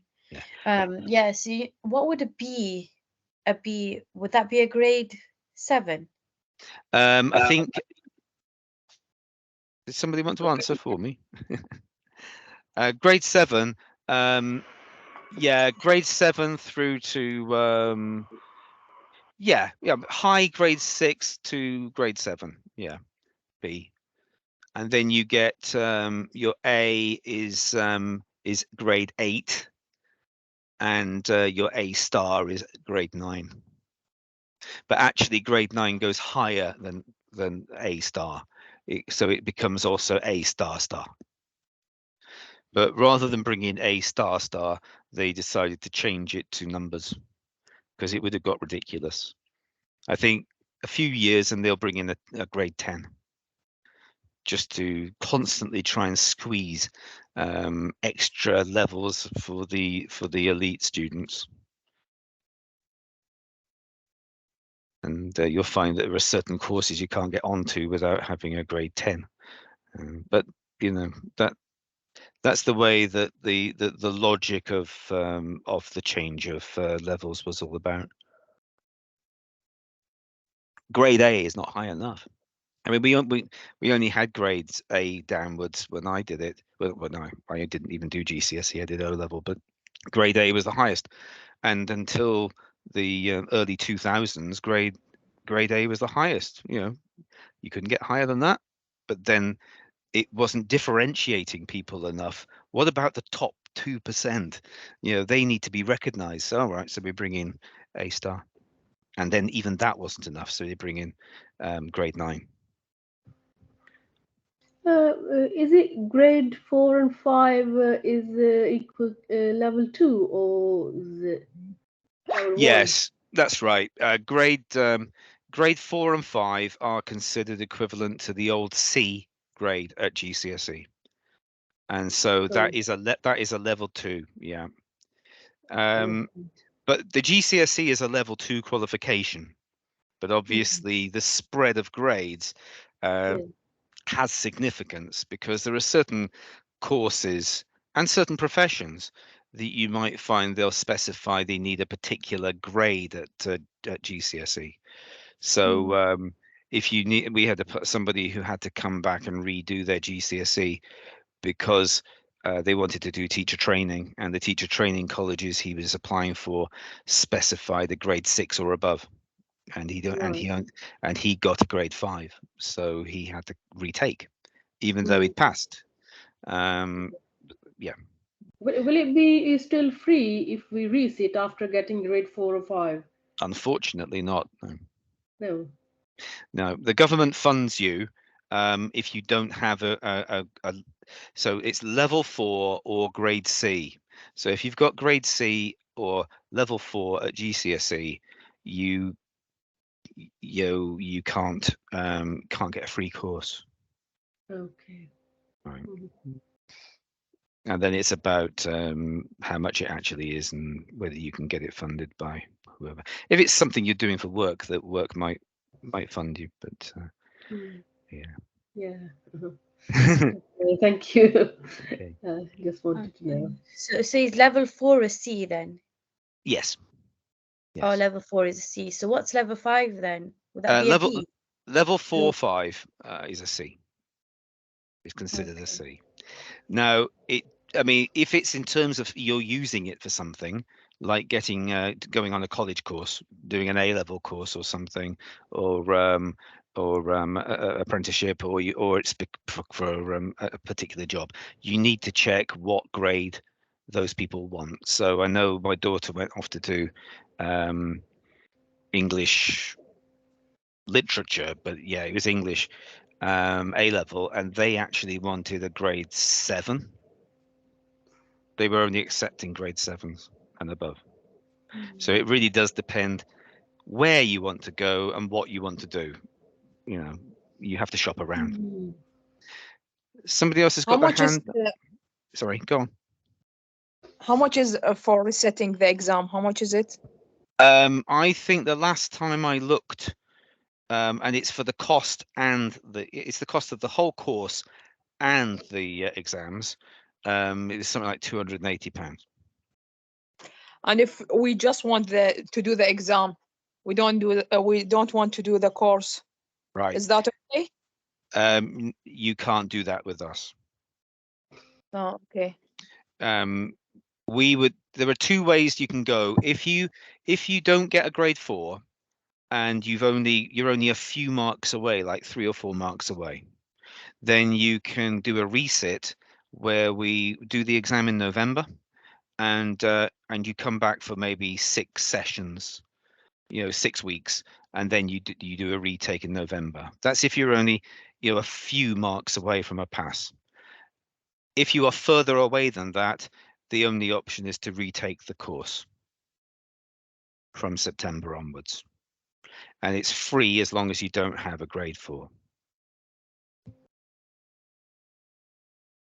There are 280. Yeah. But don't quote me on that. That was the figure it was the last time I checked. It does tend to go up every year, so I don't know where we are at the moment. Yeah, but it's probably probably around about the 275 sort of mark. Yeah, but I can find you out the exact figure. But let's not count our chickens. We. Yeah. Oh, will there be online classes next year as well, or Will there be what? Sorry. the online classes? Yeah, we are planning to do a resit class for November exams, and then 4 all year GCSE classes, 2 of which are online, 2 of which are face to face, and we have evening and daytime. So yeah. Oh, that would be convenient for working people. Yeah. So there will also be an intensive online class starting in January again. Will So be both for foundation and higher. Will be both for foundation and yes, higher. so we've got a foundation face-to-face and a foundation online, and one would be evening, one would be daytime, and then the same for higher.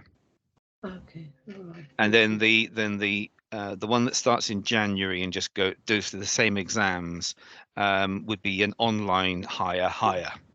We would only be Okay. taking people who are at a much higher level because it's a shorter course Right. and quite intensive. So again, if the person who failed was between the 2 marks, not close enough to do the reset, but you know, maybe the intensive would help because you're just basically going through all the same stuff again. On the other hand, coming back and doing a course again with a different tutor might actually help, because although it's the same classes and the same materials in some cases, a different tutor just says it differently and does things differently. Yeah, that's true. But you're all being a bit gloomy.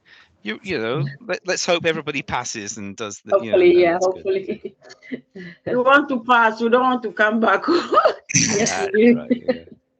Yeah. Graeme, That when is we will right. get result? When we will Oh, get right. Well, the results, unfortunately, very frustratingly, tend to be the last Thursday of August. Yeah, months to wait. It's really mad. Yeah. So we get the results sent to us, and then we send them out to you by post and by email. You will get a mark for your overall grade, and you will also get your spoken language endorsement, you know, pass, merit, or distinction. So that's what will be there on the exam. But yeah, it's usually something like 23rd or 24th of August. And if we want to reset it for the summer, like as it now, is it possible, or it is only allocated for November? Well, if you wanted to sign up to redo, you'd have to wait for your results. Yeah. But we will be doing enrollments in the first 2 weeks of September. Later than that, it's not possible, yeah? Much later, I would discourage it. I mean, obviously, if somebody comes along in October, I would be saying come if they're eligible, you know, do the one that starts after Christmas. But if it's in the first few weeks, then you can slip into a class, and I usually do catch-up classes if people have missed a few, you know, 2 or 3 weeks. But we don't want people missing more than that, really. Thank you. Thank you. But if you have special circumstances, and you know, please just get in touch with me and ask. Okay. Somebody's got their hand up, but I can't quite see who it is. It's me, Paula. Okay. Did you want to ask something, Paula? Yeah. Regarding the marks, how many marks do we need to score overall for at least a grade 4? Right. Okay. It does vary. I won't go into why, but they don't actually allocate the pass marks until after they've got the exams in. So it's based on an average. So if the average score is low, then they push the pass marks up, and if they're high, they bring the pass marks down. But on average, you should be looking at around about half marks. Sometimes a little bit less than half marks. So I've seen people passing on 36, 37 out of 80 on each paper. So it's not very high, you know. That would be pushing it up to in the high 70s overall. That's where you need to be a kind of a minimum, really. But I've also seen it as being 80. So around about the high 70s, low 80s. That's where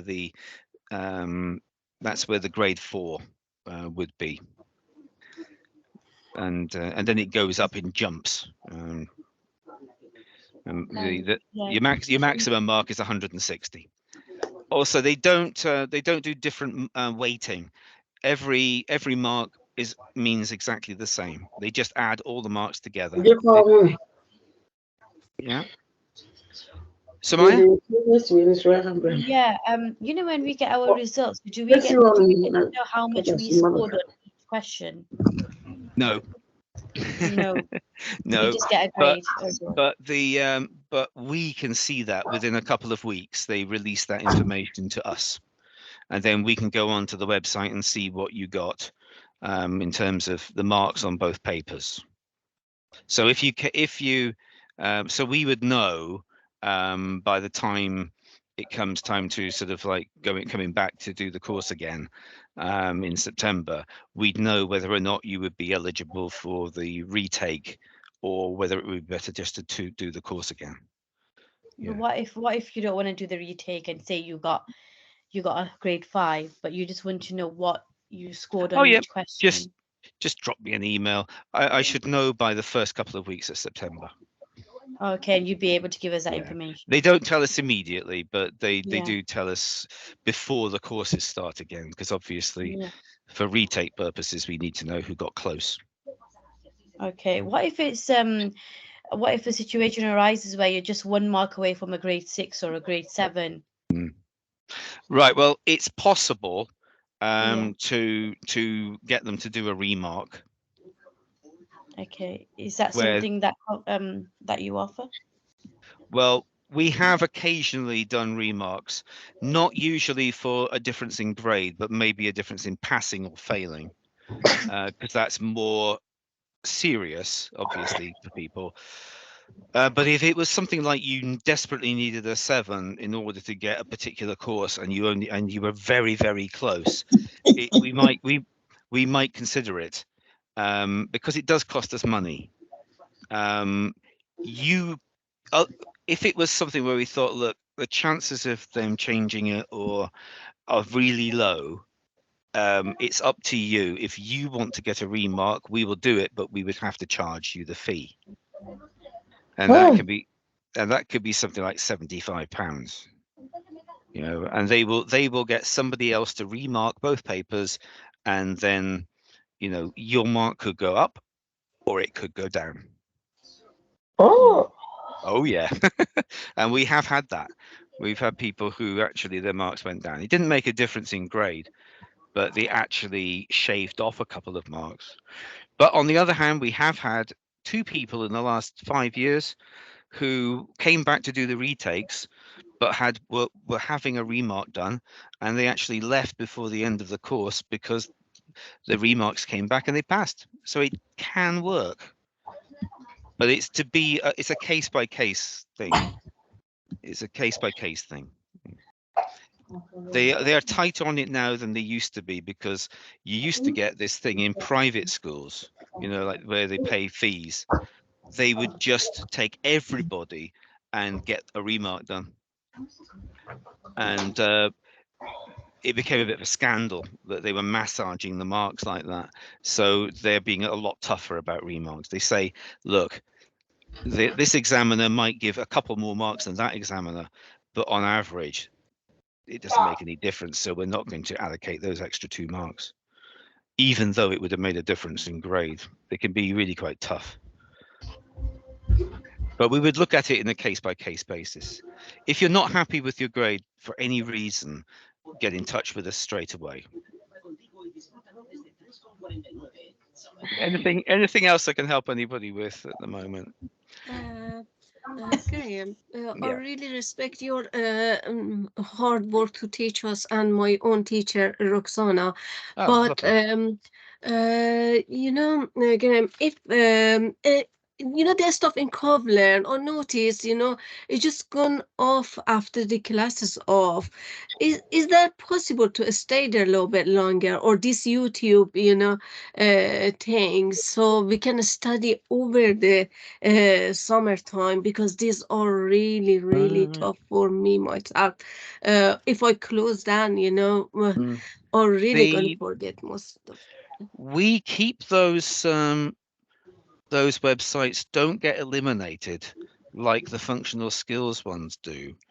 So the GCSE websites should stay up there all summer. Oh, that would be great. And so what will happen at some point is that they will clear your passwords and deny you access, because the new lot of students will come in and they'll have a whole fresh load of passwords. So that will happen at some point, but they don't wipe them. We change them and adapt them every year, but if we've got good things on there, we keep them on. So I couldn't access it through the summertime, no? Yeah, but I couldn't tell you how long for. I honestly, I don't know that. I don't know. I don't know the technicalities of what they do. Okay. So these YouTube videos, what is there gonna stay? So these are so helpful. I would love to Yeah, look at them more and more through the summertime, yeah. because The they're really YouTube gonna help. videos, I mean, they are YouTube, so actually you should be able to access them through YouTube, even if you no longer have access to the. Yeah, I'm just thinking that if you I went to my, always, yeah, if you went to my channel, I will do, yeah. I always write Graham yeah, Sutherland, yeah. yeah. So if you So went to my channel, you would find all those videos, I think, on YouTube.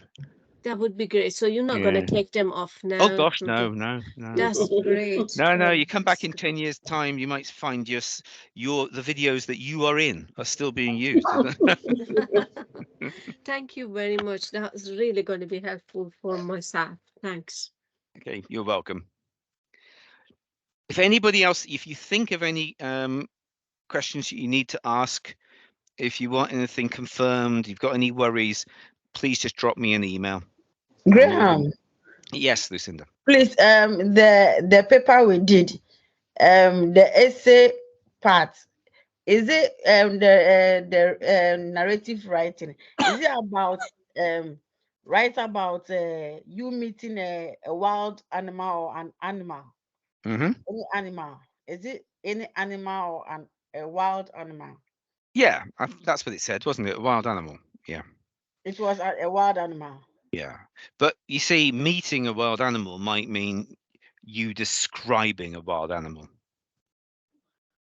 You know, there in front of me was this, and you just describe it, I hope, rather than write a story about it. But it was basically an encounter between you and the wild animal. So pure imagination, or something you've seen in the zoo, or something you've seen on television. But don't worry about it, it's done. There's nothing you can do about it right now. Sorry. Yes. Graeme, sorry to interrupt. Do you got any sample question and answer of question number 4? Can you email me, please? Question and answer. Like sample paper of question 4. Oh, with answers. Yes. Okay, I'll try. I'll sort out a couple of example answers with a question and the actual documents so you can read them, and I'll send them out to everybody. Please, thank you. Okay. Okay. All right, then I'm going to close it now because I need to go and have my tea.